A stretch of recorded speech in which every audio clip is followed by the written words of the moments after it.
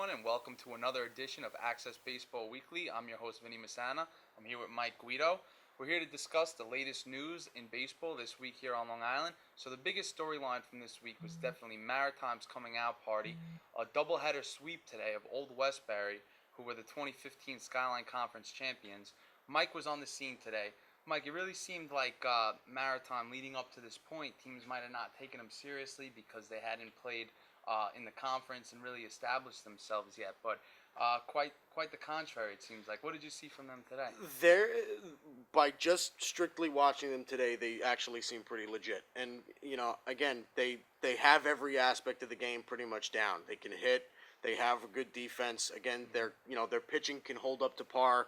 And now when Travis Bruins was on the hill, it seems like they could play with anybody. In Game 1 today, they had him out there. He's legit, and he's not really a traditional college starting pitcher because, again, he doesn't throw very hard, but he has very great command and very good breaking stuff. So, again, you could see Bruins kind of carrying them through the ranks here. So he's going to be a key piece for them on the mound. Yeah, now he was 13-1 his senior year of high school, so everybody kind of knows what he's about. What did you see from the offense today? Like I said, they're legit. So it's kind of interesting because, again, from 1 through 5, they can compete pretty much with everybody. Guys like Matt Costley and guys like Aaron Schiavone Steve and Semler. Right, exactly. So again, with what they've produced today, again, especially in Game 1, they had 10 runs on 15 hits. So just based on that alone, you can see that they produce. And then I want to bring up another guy as well because I liked what he did today on the field. Zach Parilla, the Shore and Wading River alum right there, he doesn't strike out. Gets a lot of balls in play, can drive in runs, hits balls to all fields. He's a pretty good player to anchor down the bottom of the lineup there for Maritime. And having a kid like that at the bottom of the lineup that's not an automatic out that can play defense goes a long way. And he can bunt. He can bunt. That's a sneaky part right there to his game. He's a very good bunter. Now, let's talk about Game 1 a little bit more in depth. You were there. It seemed like it was close early on, and then they kind of ran away. What happened? It was tied 1-1 pretty much heading into the sixth, and then that's pretty much when Maritime decided to break out. Going, right? They again 4-run inning, 2-run inning, and then a 3-run inning, pretty much right in a row from the sixth on, and then from that point on, Old Westbury just couldn't really muster up enough offense to get themselves back up. But again, Heidenfelder looked good through the first 5 innings. Again, kind of lost it in the 6th. They brought in Aguilo, and he struggled a little bit. But honestly, watching those guys, they're legitimate college pitchers. They both got good stuff. They both throw hard. They both know how to get hitters out. Yeah, so Aguilo was an all-conference guy last year. Heidenfelder was a 2-time Diamond Award winner. And that's what Coach Rod Stephan, I think, was so excited about. And, it didn't work out for them today, but these are guys that going down the stretch, they probably have a lot of confidence in them. No, absolutely. These are guys that will be able to carry them down the stretch. Again, they both know how to pitch, both know how to get hitters out. They should be confident in these two guys, especially of what they saw today. Again, command is probably their biggest thing because they definitely both have the stuff to get guys out. So it's a matter of command within the strike zone. Right. So Maritime won Game 1, and obviously from the outside looking in, people are surprised to see that, and they probably expected Old Westbury to come out of the gates hot in Game 2, which they did, right? Yeah, well, I will say this. The game was pretty much – you thought that Old Westbury was going to have the game. They had in control. They had one bad inning. They had one bad inning. Again, 7-inning game for Game 2. They lost it in the 6th. The first 3 batters of that inning were all reached on base on errors. Really? Right. So – again, 3 unearned runs got them back in the game, and then a couple of hits later, sooner than you know it, Maritime's got the lead again, and then Old Westbury's just got to bounce back. Again, defense is really what plagued Old Westbury today. But again, you got to give credit to where credit's due. The offense, played well both sides. So, that was pretty much the story for today. If Old Westbury can get their defense up and get a little bit more consistent with their command, then they're going to be as good as anybody in the Skyline. And traditionally, it's been a 3-team race every year. Farmingdale, we know about their 7 consecutive titles from 2008 to 2014. Yep. Old Westbury won it in 2015, and St. Joe's got theirs last year. So it does seem like there might be a fourth team in the race now this year. Do you There- think today's any indication of They're- what? yeah, well, because again, like I said, they're pretty much they got every aspect of the game down. Well-balanced attack, huh? Right, exactly. Again, they've got guys like Brunsma that can pitch with anybody in the conference, and again, they got a lineup from top to bottom. They got all guys that can produce.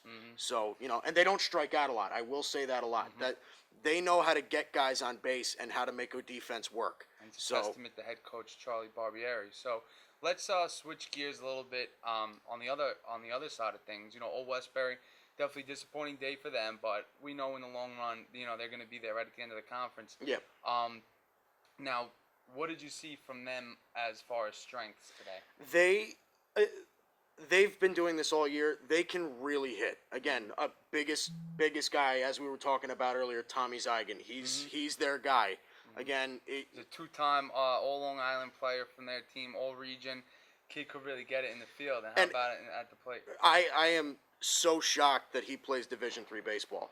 This kid's a Division I player, can pretty much do everything well. He's got a fantastic glove, and this kid knows how to drive in runs, shoots the gaps, sack flies, everything. Game 2 in in that 5-4 loss, he flew out to center field 4 times today in his 4 at bats, 2 of which were sack flies. He just knows how to produce.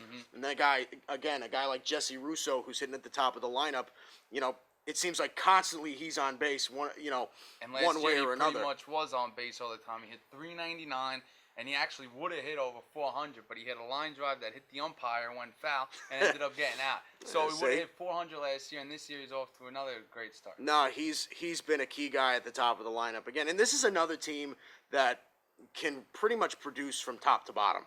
Again, they have a lot of guys on that roster that can really get the job done.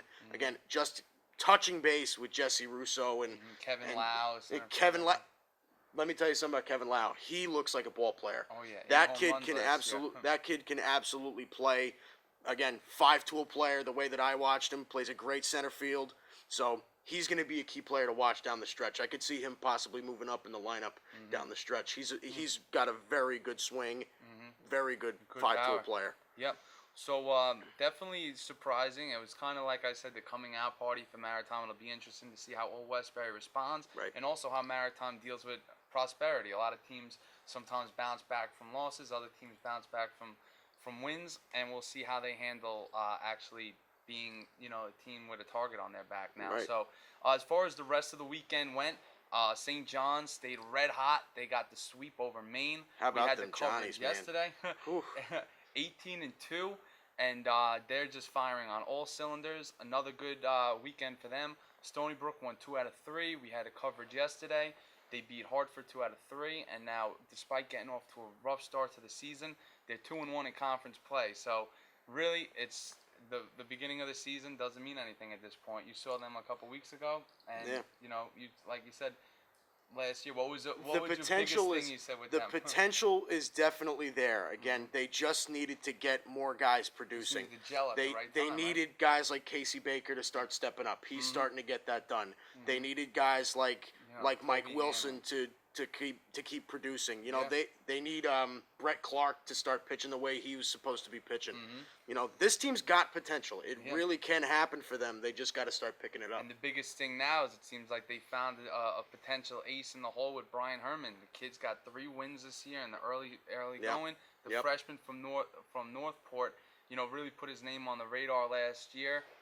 His velocity jumped. Everybody wanted him, and all of a sudden he's a legitimate Division I pitcher. So other big storyline was Adelphi. They won 3 out of 4 this weekend. They're 13-7 on the season, and they were preseason number 1 in the Southwest Division of the Northeast Conference.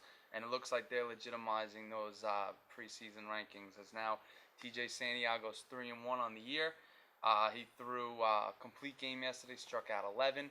And looks like he's on his way to all region, possibly even. That's another kid that's legit. That's another kid that's legit. TJ Santiago knows how to get hitters out. He's going to be big for them. Yep. And last year he put himself on the map with a really strong season. He kind of asserted himself as the number 1 pitcher for Adelphi.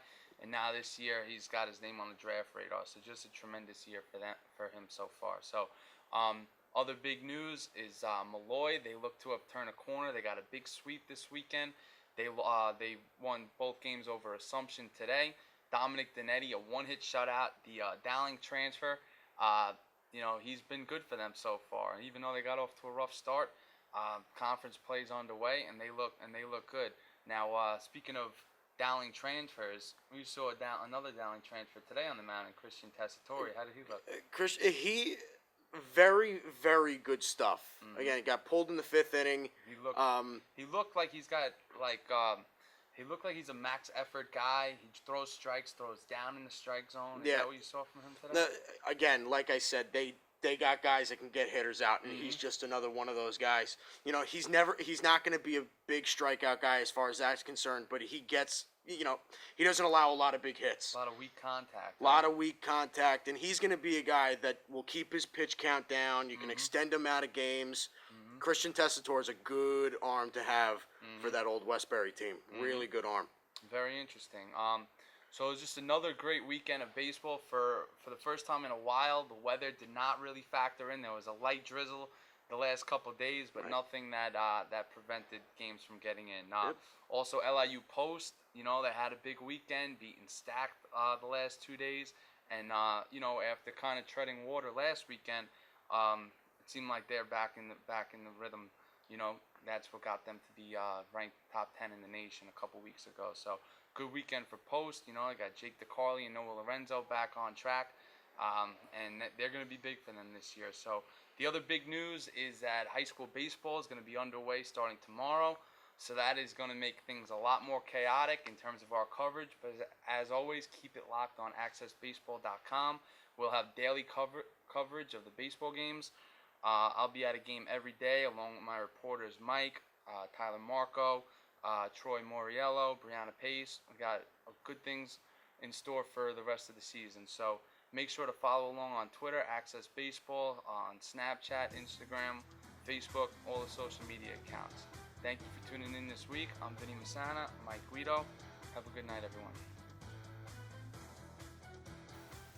This episode of Access Baseball was brought to you by St. Charles Sports Medicine, at the heart of health.